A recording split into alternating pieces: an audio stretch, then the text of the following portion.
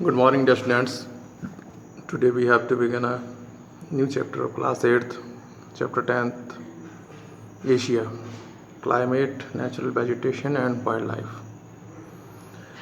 Here we discussed climate's condition of Asia, major climate's reasons, factors, influencing the climate and other things. First of them, we discussed the summer condition of Asia.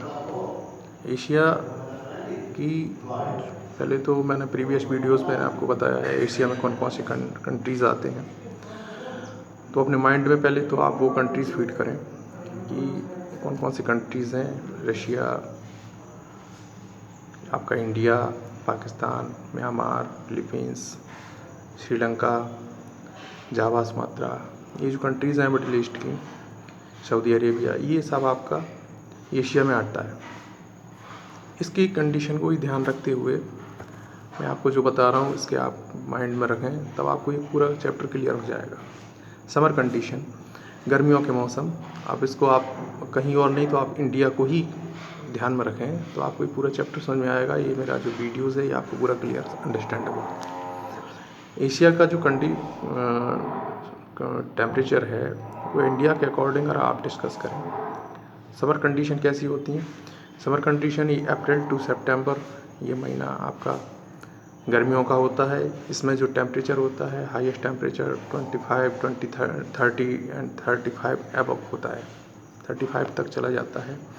और कहीं कहीं ये temperature जैसे आपके Arabia तरफ ये 40 to 45 degree increase होता है, जिससे कि बहुत ज़्यादा गर्मी पड़ती है।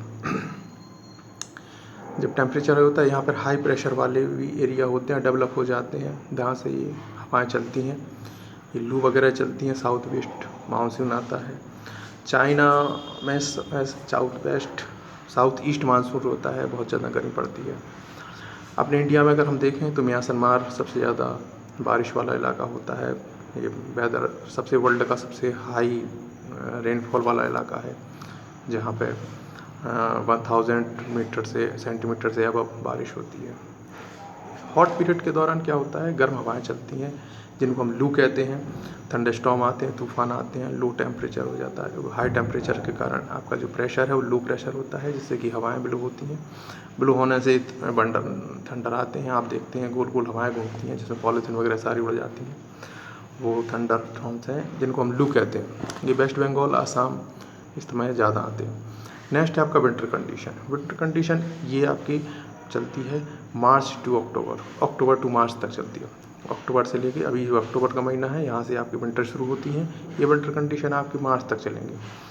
यहाँ पर जो टेम्परेचर है वो धीरे धीरे बिकम कोल्ड एंड कोल्ड, ये कोल्ड होता जाता है, लो प्रेशर होता जाता है, टेम्परेचर भी आप हाई प्रेशर होता जाता है, सॉरी, टेम्परेचर जब लो होगा तो प्रेशर हाई होता जाएगा।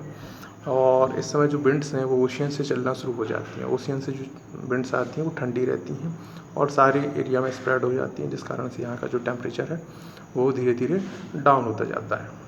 और जो टेम्परेचर है वो विदिन 10 इंडिया के अकॉर्डिंग अगर हम देखें तो 10 degree centigrade to 8 degree centigrade तक ये टेम्परेचर कभी कभी चला जाता है नीचे।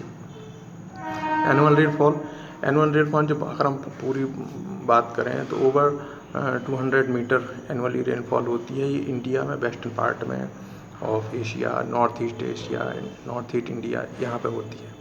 इसके अलावा 100 से 200 के बिटवीन जो रेनफॉल होती है मॉडरेट्स, वो इंडिया के साउथ ईस्ट एशिया में आप देख लें, साउदर्न चाइना में, नॉर्थ और साउथ एशिया में ये मॉडरेट रेनफॉल होती है।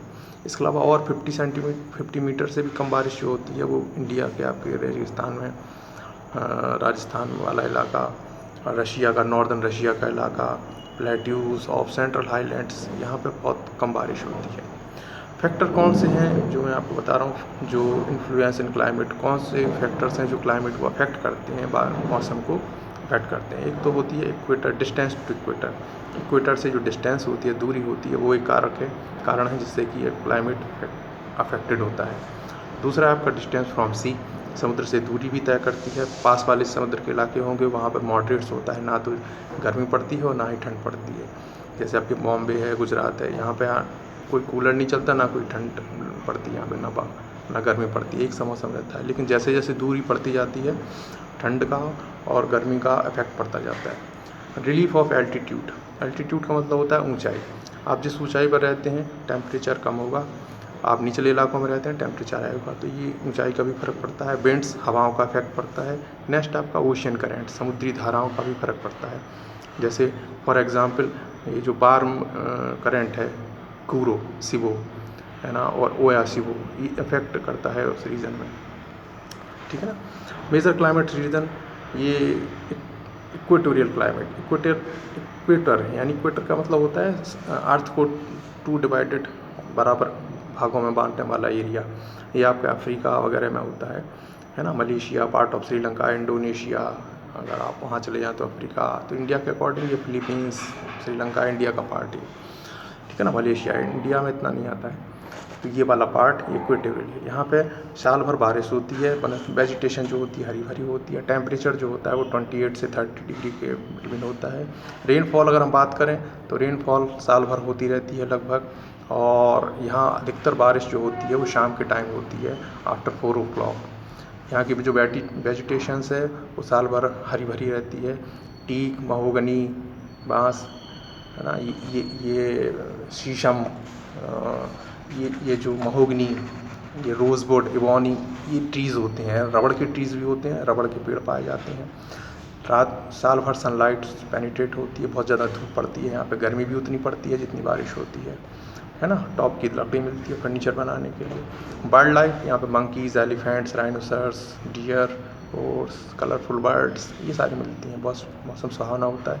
इसके अलावा लेज़ार्ड, क्रोकोडाइल्स भी बड़ी मात्रा में मिलती हैं। नेक्स्ट वीडियो में आपको बताऊंगा ट्रॉपिकल मानसून क्लाइमेट्स और उसके आगे बढ़ना। ये आपका 10 चैप्टर है, इसको आप क्लियर करें।